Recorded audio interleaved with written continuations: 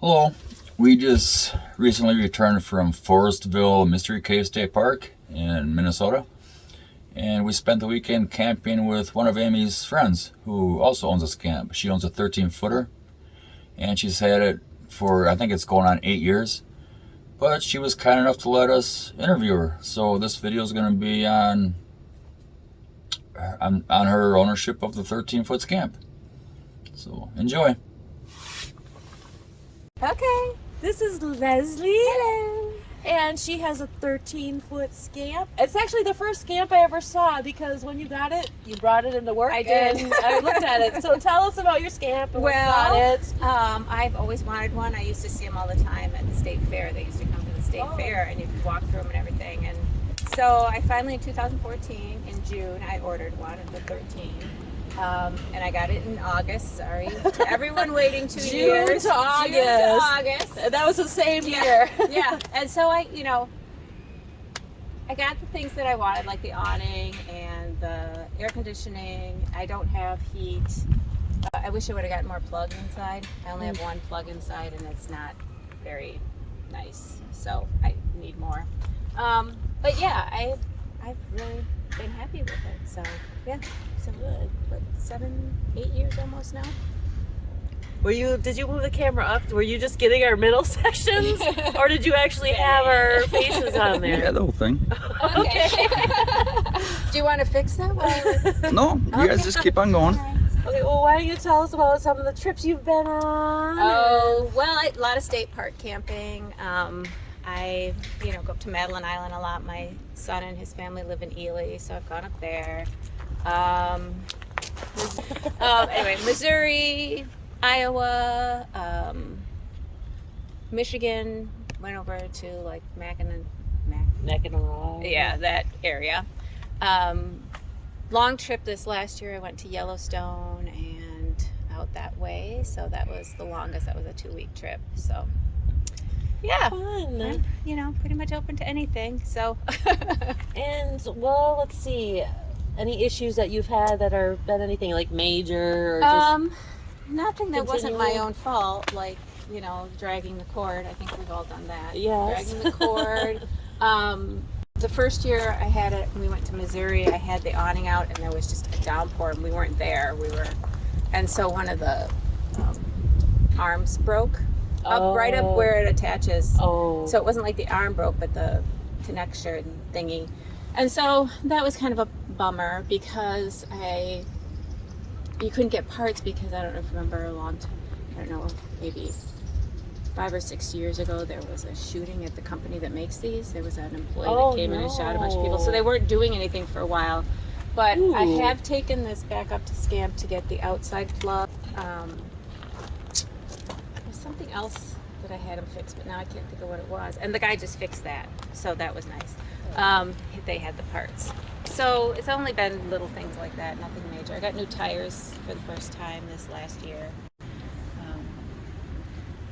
And I changed the plug from a pull-out to just plug it in. Yeah, That's been really nice. I think we show that because I want to do that. Right, because what I was doing is when you shove it back in, if you hit the plug for the inverter and don't know it, you don't have power.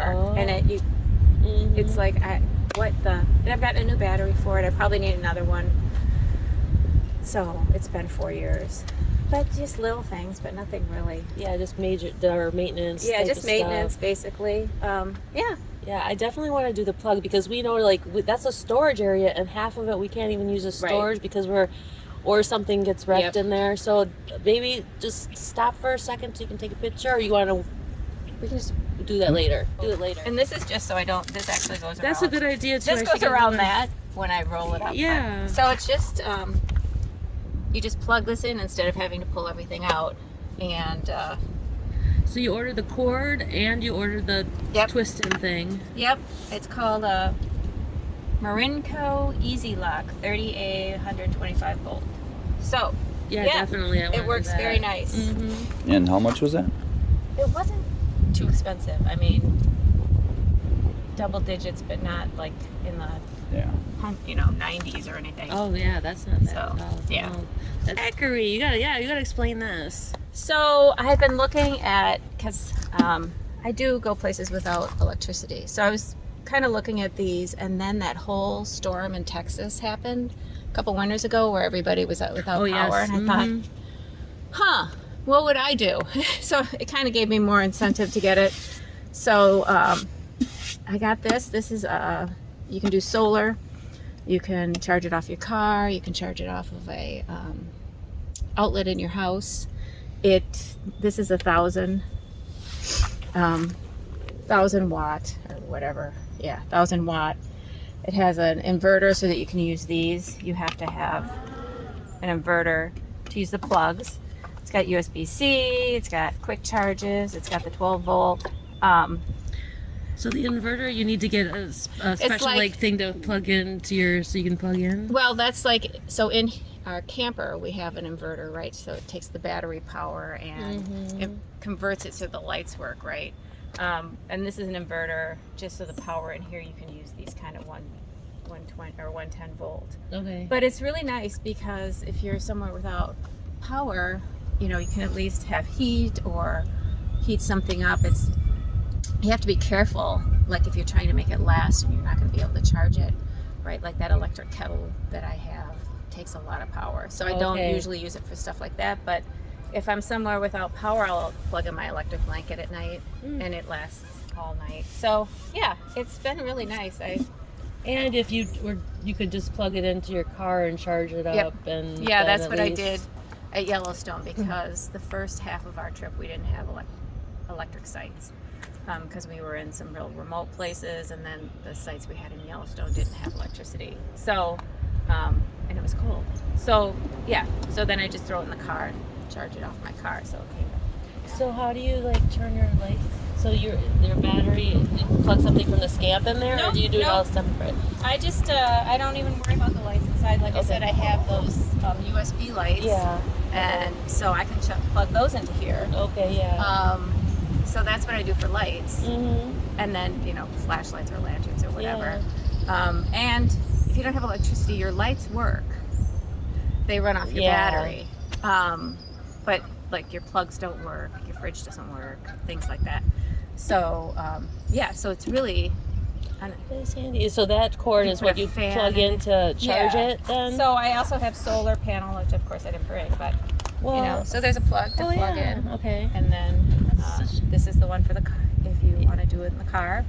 So I can do this and I can put this in the back of the car. I have a plug back there. Just charge them while you go. Yeah, the solar panel's nice. I just have I have a 100 watt. So it takes a while if your percent is, if you let it get too low.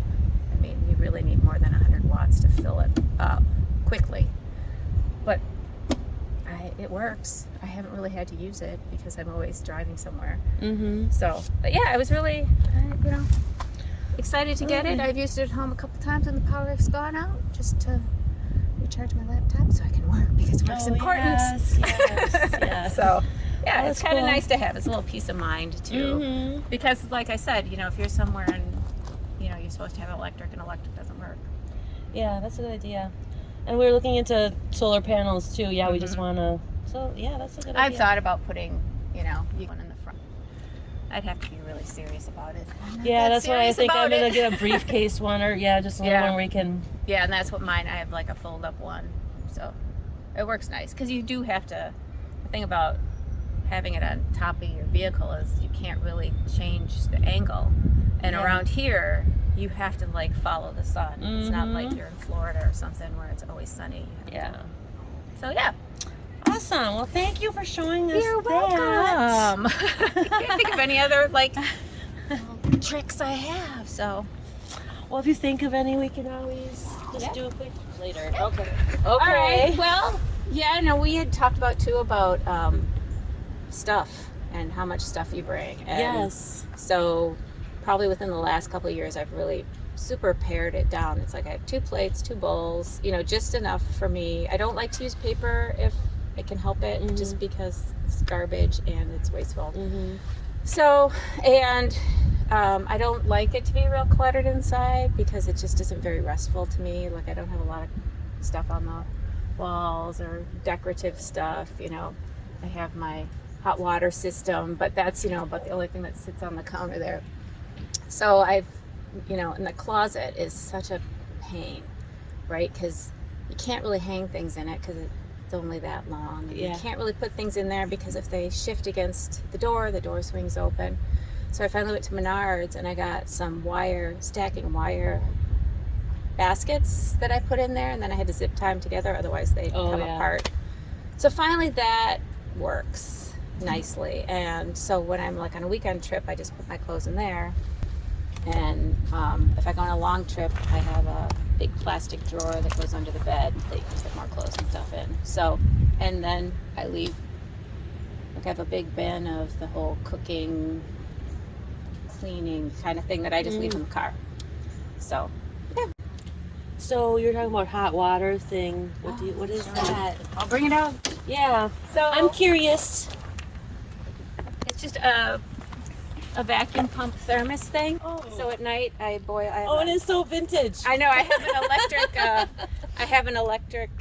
Kettle, and I just fill that with water and boil it the night before, and so in the morning I can do coffee, or if you want to wash your hands or your face or anything. That's a good idea. Yeah. I stole it from somebody off the internet, I'm sure. And you might want to just take two, Dennis, she took out explaining the back cushion of her couch back there, and it gives it. Yep. Yeah. And you can use it more like a bed. So if I'm going to be somewhere where I'm going to be stationary and I want to have my table up, then I can sleep over on this side. It's just as long as the other side, and so it works pretty good, and it's more comfortable as a couch even that way. And I of course have foam on everything. Yeah. Don't we all? We don't yet, but you need I some think foam. we're gonna do foam at least for the couch area. Yeah. We put our table up and down, and then we sit in it all winter long too. Okay, so but I want to do the foam for the couch, because that makes a huge difference. I'm just sitting there going, oh my gosh, I would use my couch all the time. Right. I used to sit on my bed and eat breakfast or whatever. This couch just wasn't comfortable with that back even. So yeah, it's much more comfortable now. Cool. Yeah. And taking that back cushion up does make it a lot It makes bigger. a lot more room. Yeah. And We never even thought about doing that. No, I know, Leslie's so smart. I'm sure I heard it from somebody else on a Facebook page or the internet or something. I know, you learn all these little tidbits like here Just and from there. other people. I know, it's so nice. Yep. Yeah, so like I said, it's been a while, and I have like USB lights that I have up, which are really nice for when you don't have electricity, or they're just softer lights than those harsh lights that they have. So at night I'll use those, and my grandson loves them because it's got a remote control and he can change the colors. Yeah, we were thinking of doing that too one of these Making days. it flash. Yeah, they're nice, and because you can stick anything in the walls. Yeah. So yeah. Yeah, so that's, I'm trying to think if there's anything else in particular. I don't think so. Finally got my junk drawer organized last year, but I know, it's like every time you look at it, I'm thinking, you gotta do that. I gotta organize this. So I did. Now I just have a junk bin. This bin over the head has all the junk in it now. Like We have an emergency radio, a regular radio, a first aid kit, probably the folder that I got when I got the Scamp that is completely unhelpful in any way. Towels, things like that. So, like I said, a lot of command hooks. I got probably 8-10 command hooks in there, because that's the only way to do it. You gotta be able to hang everything up. So, and like you, I have the Velcro pocket things. Yeah, those are really nice. I have 4 of those. So they are nice. I know, I have them on the side too and on the door. It's like anything I can keep out of the door, out of the way. Yeah, I just like it for bug spray and stuff like that. I have a little container too, that basket that sits inside the door that's got bug spray and flashlight and stuff like that. Used to have mask and hand sanitizer. Yeah, no, things for that couple years when you had to do stuff like that. So yeah. Well, that sounds good. Yeah. Yeah, Let's thank go. you so You're much. welcome. And it's so fun to be able to finally camp with you guys. Yeah, it is. It is. And Leslie and I are co-workers, and we're camping. We haven't seen each other since March of 2020. March at least. Yeah, because we've been working from home now, and we didn't leave thinking we'd never see each other again. no, I know, because they made it sound like they Few pushed it out weeks. a few weeks, weeks. and a couple months. Yeah. Absolutely, the end of the summer. No way are we going. And then it was like, Nope, never you're coming staying home back. forever. So yeah, yeah, that's great. So thank you. You're welcome.